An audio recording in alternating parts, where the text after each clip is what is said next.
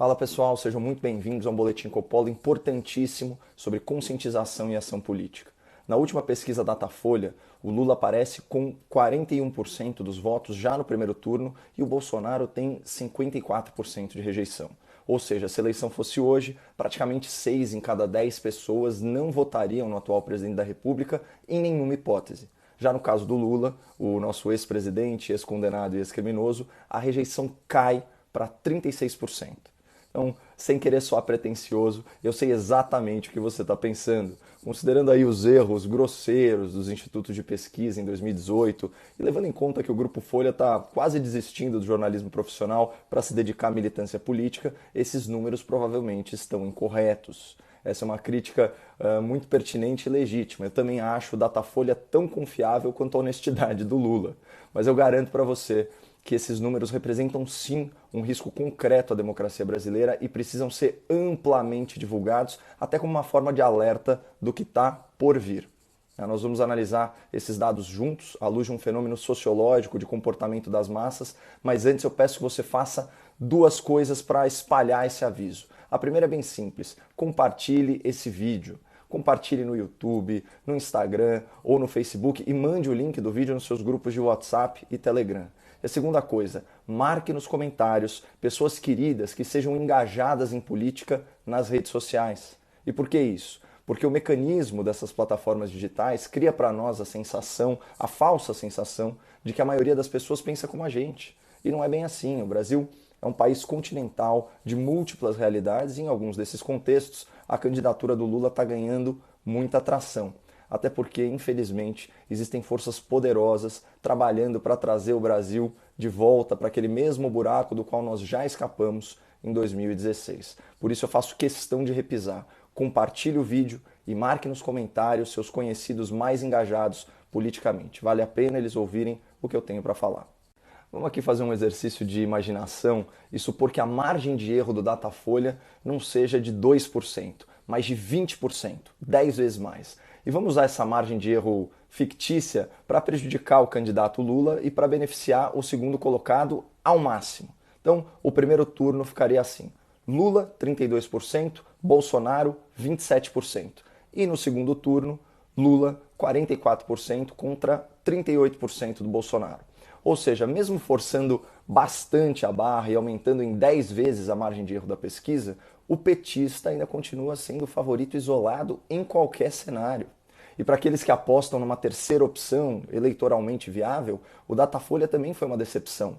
Lula ganha de todos os candidatos pesquisados com uma diferença igual ou maior. Portanto, tirar Bolsonaro do segundo turno não impactaria em nada o sucesso do Lula. Eu vou repetir. Segundo o Datafolha, tirar Bolsonaro do segundo turno não diminuiria em nada as chances de sucesso do Lula. Mas o que causa mais estranheza é que a rejeição ao Lula esteja tão pequena. Apenas 36% dos entrevistados não votariam nele de jeito nenhum. E vamos combinar que para um político que o imaginário coletivo reputa como um ladrão, esse é um resultado excepcional. E essa baixa rejeição explicaria em grande medida os extraordinários resultados do Lula no Datafolha. Mas será que isso faz sentido? Quem acompanha o noticiário sabe que o Lula está escondidinho no seu covil enquanto terceiriza suas brigas para gente como Felipe Neto, João Amoedo, Renan Calheiros e MBL, que fazem aquele trabalho mais pesado de desgastar a imagem do presidente no debate público em antecipação à eleição de 2022.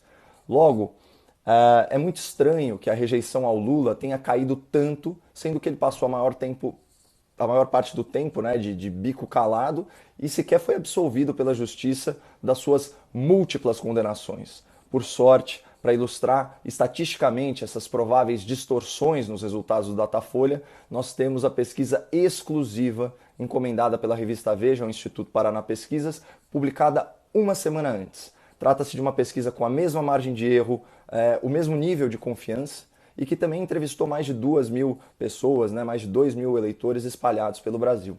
Mas os resultados vieram muito diferentes em relação àqueles do Datafolha. Segundo o Paraná Pesquisas, é Bolsonaro que lidera nos 2 turnos, ainda que dentro da margem de erro. 32% no primeiro turno contra 29% do Lula e 42% no segundo turno contra 39% do Lula. E a rejeição aos dois candidatos é praticamente idêntica, é pau a pau, o que faz sentido num ambiente político tão polarizado como o nosso.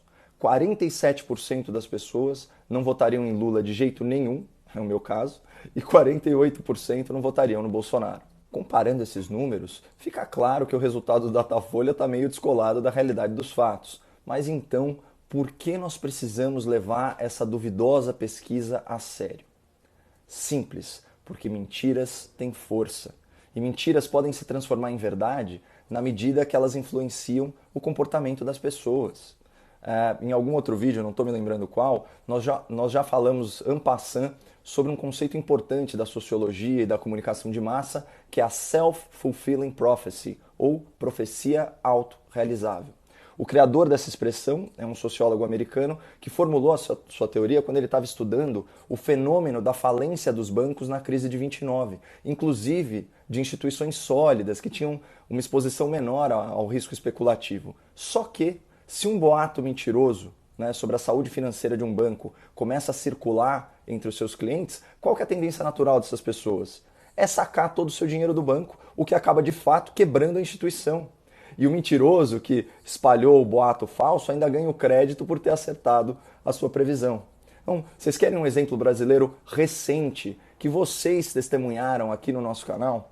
Lembra quando a oposição histérica, o jornalismo militante e os especuladores profissionais afirmaram com convicção absoluta que haveria interferência política nos preços da Petrobras? Então, vamos lá.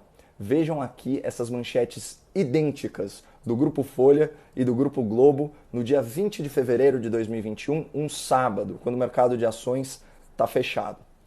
Petrobras perderá 100 bilhões de reais em valor de mercado com intervenção, dizem banqueiros e gestores. Só um detalhe, todos esses banqueiros e gestores, supostamente ouvidos pela Folha de São Paulo, falaram sob anonimato, o que é muito atípico quando se trata da análise técnica de um especialista. Mas enfim, passa o fim de semana e qual a manchete da segunda-feira, dia 22 de fevereiro?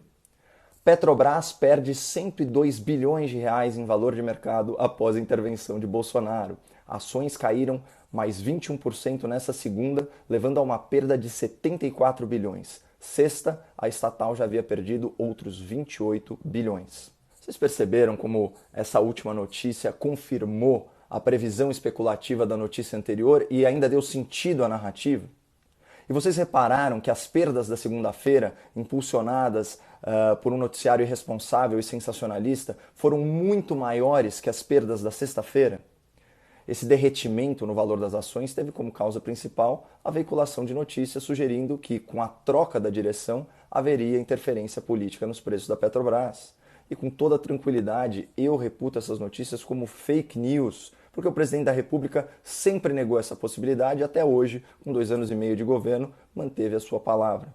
Mas diante daquele cenário de caos no mercado, enquanto a grande imprensa embarcava na narrativa da intervenção nos preços, eu falei o seguinte para vocês ao vivo e em rede nacional.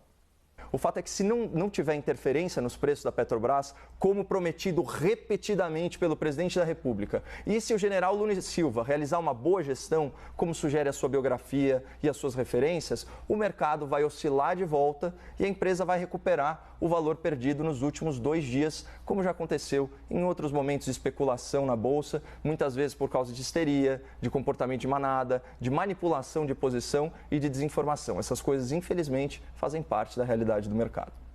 Bom, como eu acredito em cada sílaba do que eu falo, eu julguei que a postura mais coerente era investir na Petrobras. Tanto que o título do vídeo aqui no canal é Comprei ações da Petrobras hoje. Assistam que vale a pena. E só para vocês terem uma ideia, naquele dia eu adquiri ações ao preço unitário de R$ 21. E atualmente elas estão na casa aí dos R$ 26, mais de 20% de valorização em menos de 3 meses. Ou seja, uma análise objetiva dos fatos, sem paixões políticas, me permitiu entender que grande parte da desvalorização nos papéis da Petrobras era consequência direta de uma profecia autorrealizável, uma definição falsa da situação que suscita um novo comportamento e assim faz com que a concepção originalmente falsa se torne verdadeira. Só que existe uma diferença fundamental entre a Bolsa de Valores e as eleições nacionais. Em poucos meses, o mercado de ações é capaz de corrigir as suas distorções, os seus erros de precificação. Mas quando se trata de escolher o presidente da República, as consequências do nosso voto duram até 4 anos.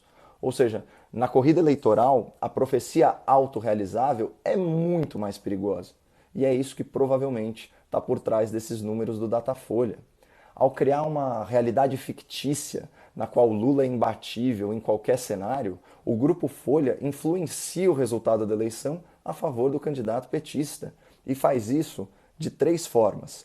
Primeira, quanto melhor o Lula aparecer nas pesquisas, mais alianças políticas, sejam elas regionais ou nacionais, ele consegue forjar.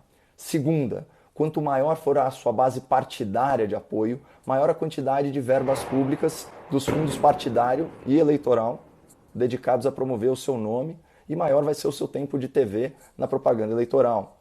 E terceira, quanto maior a aparência de sucesso da campanha petista nas pesquisas de opinião, mais pessoas tendem a aderir à sua candidatura.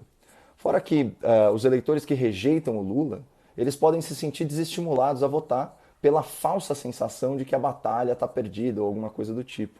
Por isso, minha mensagem para vocês é a seguinte: o mais importante não é se essa pesquisa é falsa ou verdadeira. O que realmente importa é a capacidade do Datafolha de influenciar eleitores e agentes políticos e assim alterar o resultado das eleições em 2022. O Grupo Folha acaba de passar um recado muito claro para a maioria da sociedade brasileira, que é avessa à roubalheira do lulopetismo. A elite da imprensa já escolheu o seu candidato. A elite da imprensa fará de tudo para garantir a volta desse projeto de poder, que costumava pagar muito bem a quem o servia. Por isso, ao invés de menosprezar o Datafolha ou de ignorar as fake news do jornalismo militante, o melhor a fazer é denunciar nas redes a informação manipulada e, principalmente, persuadir as pessoas do seu convívio, do nosso convívio, a não embarcarem na candidatura demagógica do Lula. Então, faça isso na sua família, faça isso no seu trabalho e faça isso entre os seus amigos, mas sempre de forma tolerante e educada, até porque a agressividade é sinal de desespero e só afasta as pessoas. E se o que eu falei aqui faz sentido para você, por favor, compartilhe esse vídeo, envie o link para os seus amigos nos grupos de WhatsApp e marque nos comentários uma pessoa politicamente engajada nas redes sociais. Vamos ficar atento a essas profecias autorrealizáveis, mas sem perder as esperanças no Brasil. Eu também aproveito essa oportunidade para registrar os meus pêsames pela morte precoce do prefeito da minha cidade, Bruno Covas, que lutou de forma muito digna contra uma enorme adversidade. Então, meus sentimentos aos familiares. Um abraço a todos e fiquem com Deus.